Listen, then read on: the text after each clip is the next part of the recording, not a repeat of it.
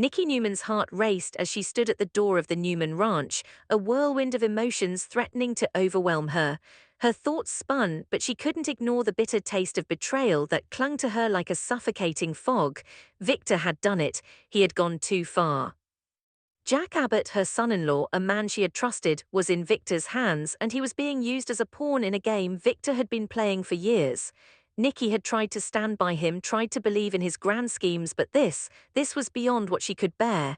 Victor had kidnapped Jack to force Billy Abbott into giving up Chancellor, and it felt like the final straw.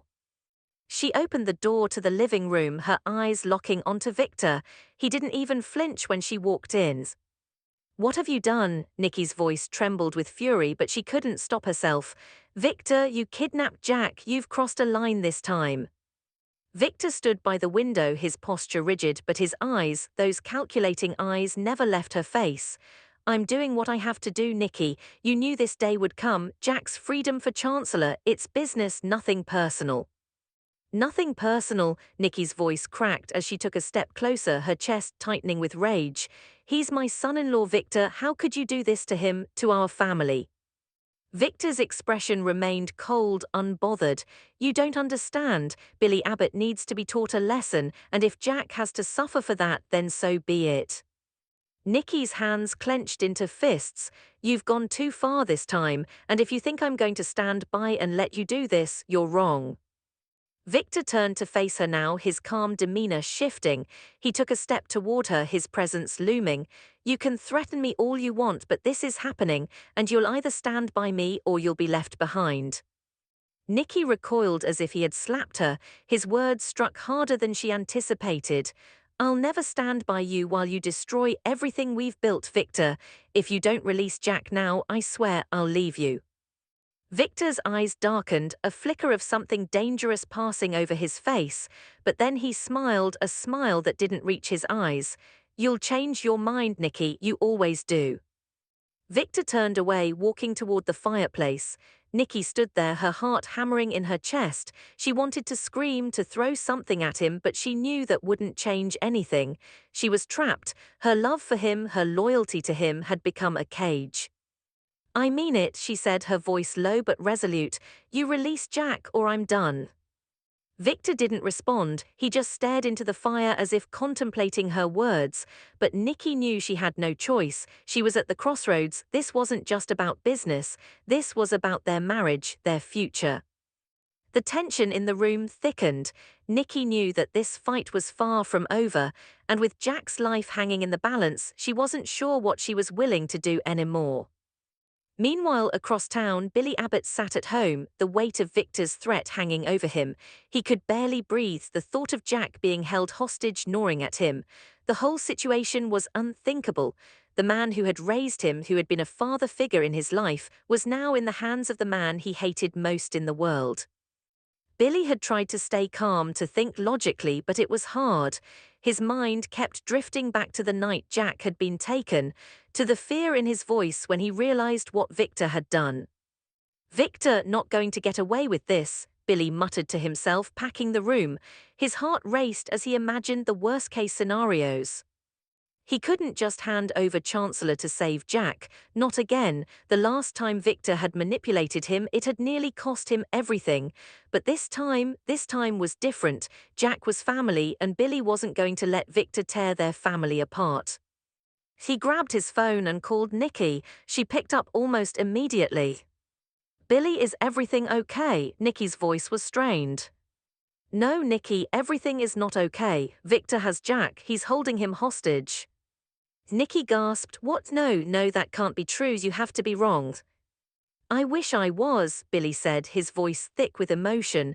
"Victor wants Chancellor. He's holding Jack over my head to make me give it up." Nikki was silent for a long moment, and Billy could almost hear the wheels turning in her mind. "I can't believe he would do this." "I can't either," Billy said, "but he's doing it, and I'm not sure what to do. If I give him Chancellor, I'm giving him everything. I'm giving him control over our family, over everything we've worked for." "You can't let him win, Billy," Nikki said, her voice firm. "You can't let him have Chancellor, but Jack is everything, you can't lose him." Billy ran his hand through his hair, his mind racing. He knew Nicky was right, he couldn't give in, but the thought of Jack being held captive was unbearable. I don't know what to do, Nicky. I can't choose between Jack and Chancellor. There was a long pause before Nicky spoke again, her voice softer. I'll talk to Victor, I'll make him see reason. Billy shook his head. Don't bother, he won't listen to you.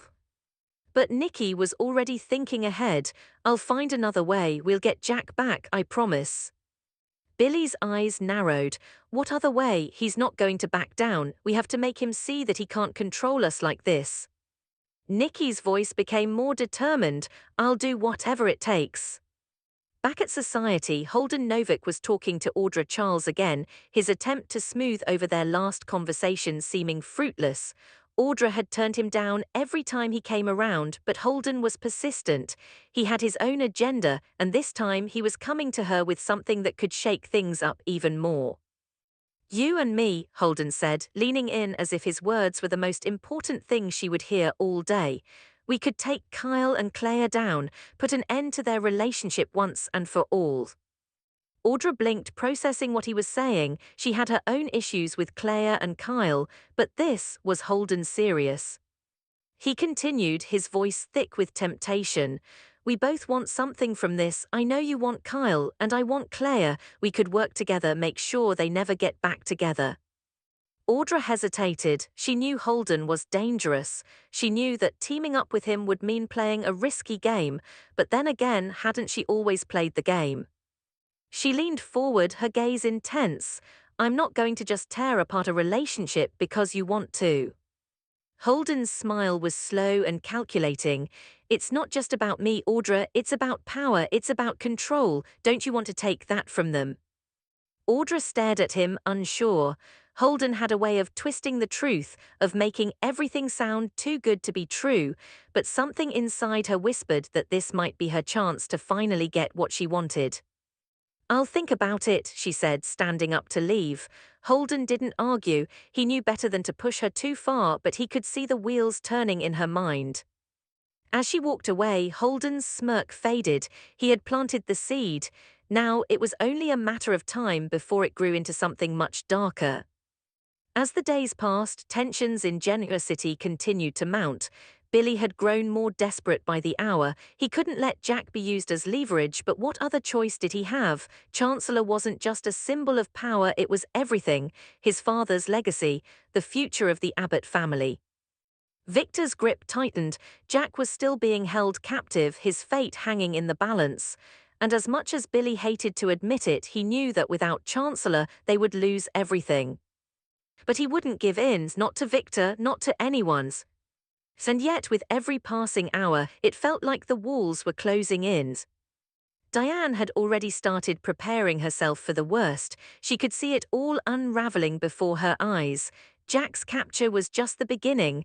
Billy would fight, but at what cost? If they gave Victor what he wanted, it would be a defeat for them all. The tension reached its peak when Billy decided to take matters into his own hands. He wasn't going to sit idly by while Jack's life hung in the balance. He was going to confront Victor. The night he made the decision, he knew it was his last chance. Victor wasn't going to stop. Billy's only option now was to make Victor see that he wouldn't be pushed around anymore, that family meant more to him than any piece of property. At the Newman ranch, Victor stood at the window, his mind sharp and calculating. He knew this game was far from over, but he wasn't worried. Billy would cave, they always did. Then Billy walked in. You're playing with fire, Victor, Billy said, his voice low but steady. And if you think I'm going to let you have your way this time, you're wrong. Victor didn't flinch. You'll see it my way, Billy, you always do. But Billy wasn't ready to back down. I won't let you win, he said, his eyes burning with determination. And for the first time in a long time, Victor Newman seemed uncertain. Billy had made his stand. Jack's fate, the future of Newman Enterprises, and everything in between now hung in the balance. The war was just beginning.